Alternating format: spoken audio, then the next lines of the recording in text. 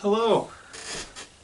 So this is our social theory class, and this is our discussion of postmodernism. So I gave you guys two readings that are examples of postmodernism. But first of all, let's start. I kind of discussed this last time, but keeping in mind that postmodernism is specifically theories that posit that there is something past the modern. So that we need new theoretical frameworks to explain social phenomenon today. And so the two examples I gave you is Simulacra and Simulation by Jean Baudrillard and The Postmodern Condition by Jean-Francois Lyotard. Most of your postmodernist has its origins in France, and most of them are French. Increasingly that's changed. You see more like American, etc., as well as German, all over the world. But anyways, so yeah, Baudrillard. So I think if we just take the two words in the title and figure out what they are, we'll be in good shape for understanding Baudrillard. So the first is simulacra. So simulacra is sort of like it's what Baudrillard talks about when he talks about the death or the implosion of meaning. And he does this through a series of examples and metaphors. I'm going to stick with probably a couple of metaphors, but to talk about it on the surface, the feeling that he's kind of going for is, have you ever talked something to death? Like you've talked about it with somebody to the point where you're more confused? Like to some degree Baudrillard, or have you ever looked something up? I find this, I often hit this point when I'm looking up stuff for writing an essay. You could probably do that as well. I found it a lot in undergrad, a little more in undergrad, where you'd look into something, and by the time you looked into it, you were more confused about what was happening because all the sources said different things, and it was hard to reconcile the things that you were looking at, and it seemed like you were just kind of lost in all of this meaning. So that's kind of the idea of the simulacra. The simulacra is that we have studied and talked about the world to the point where it becomes impossible to know what's behind what's being said. You can talk something to death. So a couple of the metaphors that he uses. So the first, and I believe this is in the section that I gave you. If it's in the section I gave to the last theory class, it is. This is there's a Borges short story that he uses as an example, the author Borges. And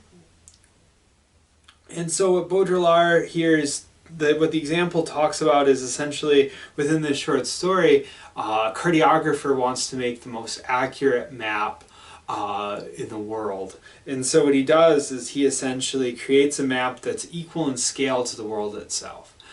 So, on the map, if, as the map covers a part of the earth, if there's a bush there, then the map has a bush, right? So it's a complete parallel, right? Complete parallel to the world itself.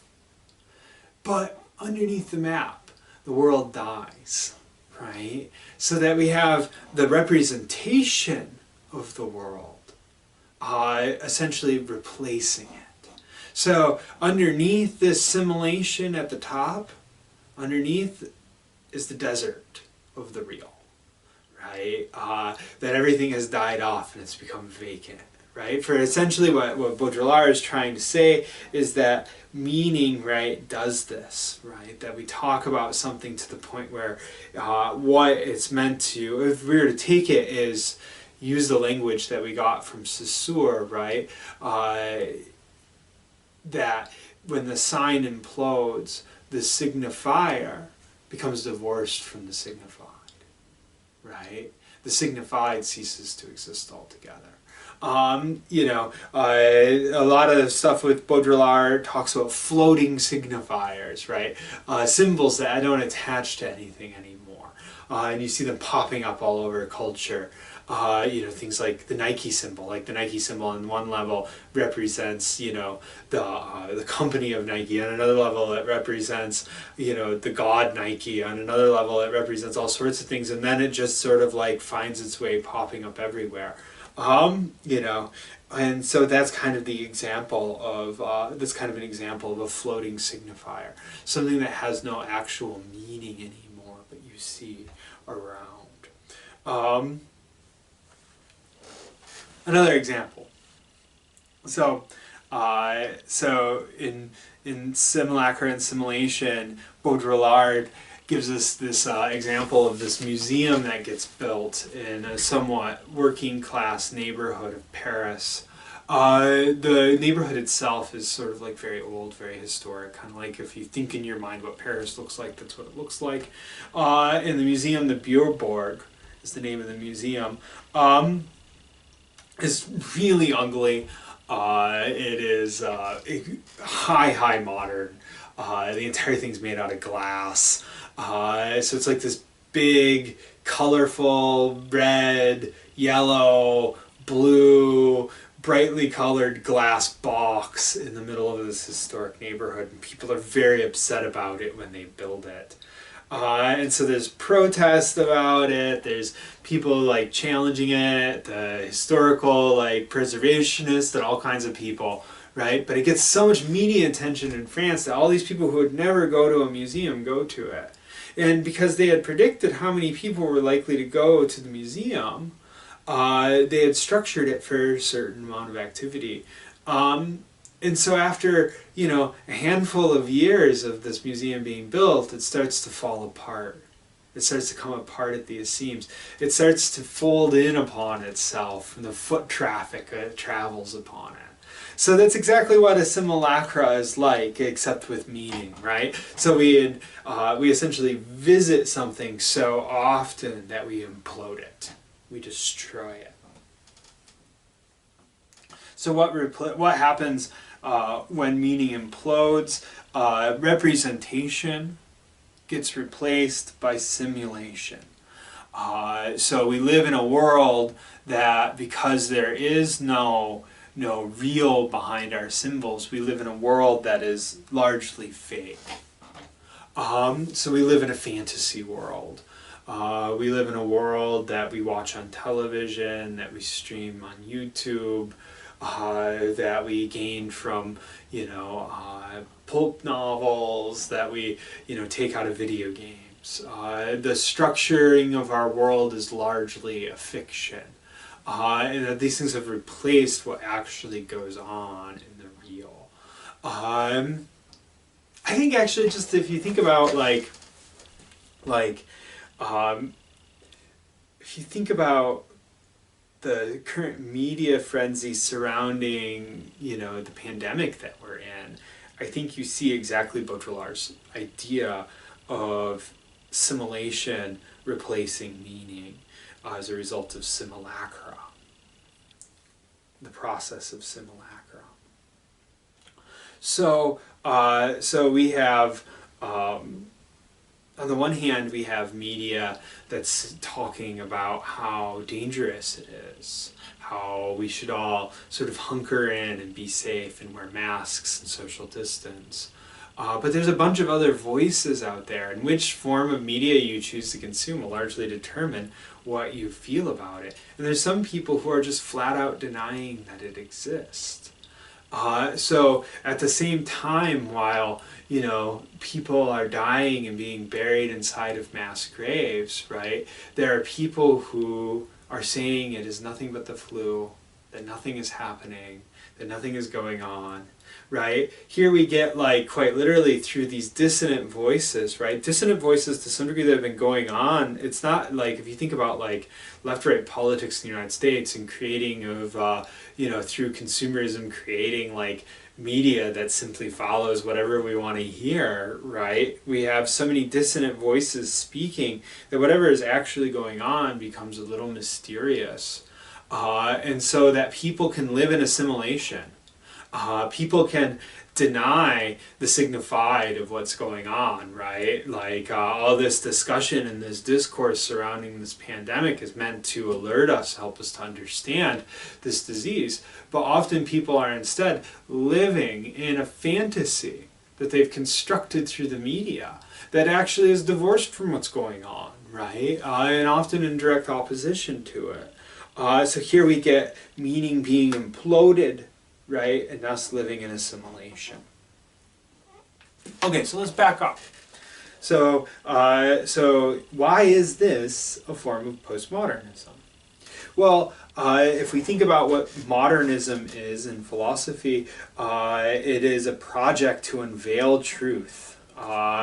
This particularly like Enlightenment thought, right? That we're going to sort of pull off the veil, see what's really going on in nature, that we're going to use science and reason to do this, and then we'll actually know. We'll get down there to the very bottom of it and we'll know.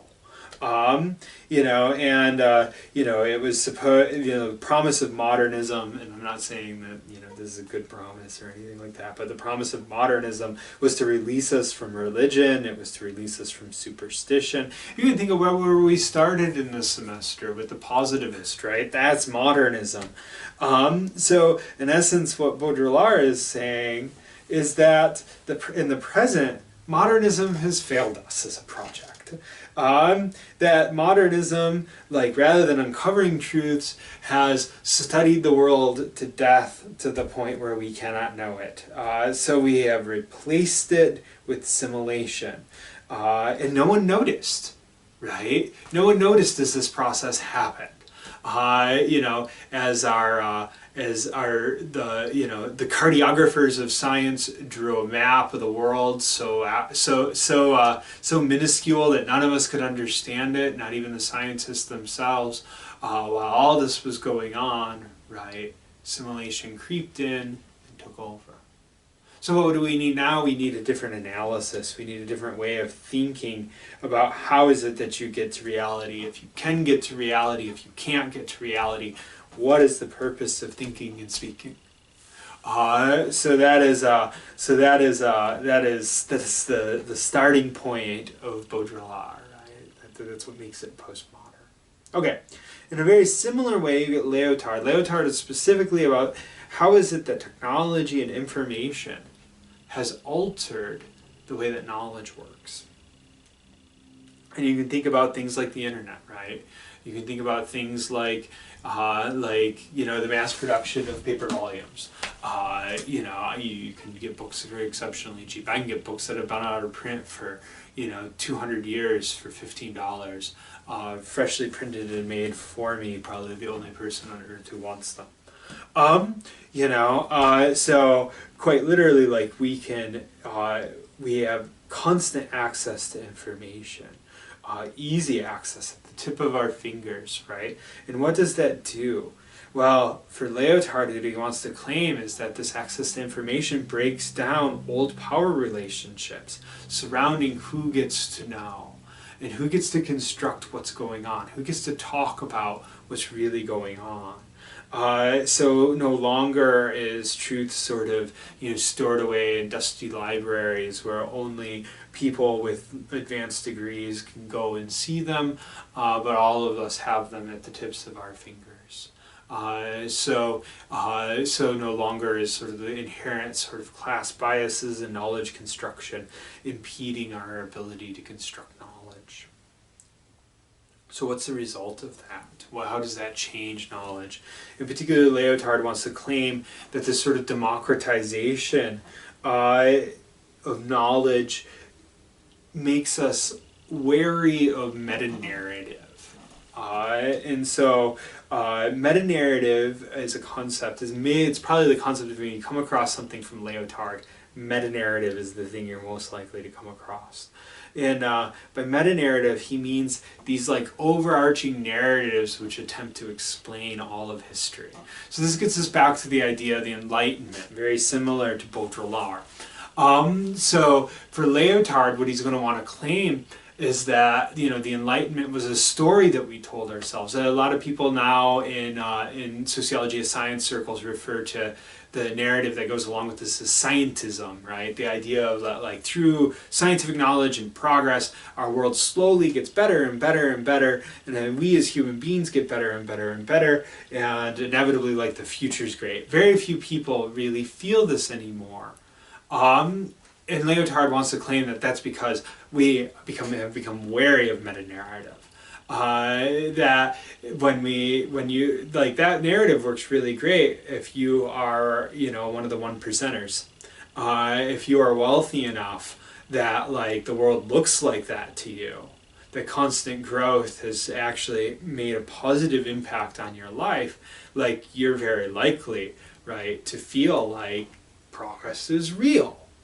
For the rest of us, the world seems a lot more chaotic and confusing than that.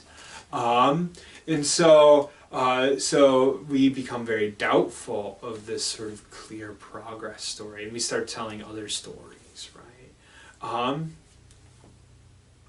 And so, regardless of what meta-narrative, anytime somebody tries to take all of human history and place it in a very clear sort of linear trajectory, for Leotard, he wants to claim that that's become increasingly unconvincing for people.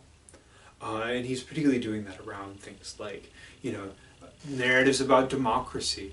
Originally we thought that, making democratic countries was going to, not that long ago, if you think about, like, things like the founding of the UN, we thought that if most of the countries in the world were democracies, that war would end. There would never be another war again, ever. Democratic peace. To most people, I think that sounds like a pipe dream now. Why is that? For Leotard, it's not necessarily because empirically things didn't play out. It's because who is doing the speaking, who constructs the knowledge, who has access to the information to do that, has changed. So because of the democratization of knowledge, that idea of democratic progress, right, which was in essence sort of a bourgeois idea, right, like democratization in the liberal movements were generally things produced by what would become sort of the dominant business class of America. When those people talked amongst themselves, it sounded right. You had their forefathers, like, they made it happen. The world's going to be perfect. Everlasting peace. We're going to do it. Right? Nowadays, people don't really feel that way. Even like things like unlimited economic growth, more and more people become doubtful of that. As growth gets tied to inequalities, gets tied to environmental degradation. These are the views of people from different points in the social structure, right? So here we see a denial of meta-narrative, the truth of meta-narrative. That most of us want to think about history as complicated. Most of us want to see it as undetermined, that there is no, this is a phrase you hear sometimes, there is no teleos to history, that, we cannot know what is happening in history. And that's exactly what Leotard's going to want to say. Okay. So I think that's very clear why that is postmodern, right? In modernism, you had a certain form of knowledge construction, certain narratives being told, but in the postmodern, knowledge works differently, and we feel differently about our meta-narratives, the meta-narratives of our culture. Okay, so we have one more video. We're going to talk about feminism. You have two examples of feminism. I'm probably going to provide kind of an overarching view of what are some of the different branches of feminism and how does feminism change. So that'll be our last video. Make sure you get the final by May 11th at 11:59 p.m. I'm not going to be granting extensions like I have been on a lot of the assignments, and it's mainly because the turnaround is a lot shorter, and at this point we should kind of be set up, we should be used to doing this stuff. So that's it for me. Have a great week, be safe, and I will post one more video next Monday. If you have any questions, please let me know. Thanks. Bye.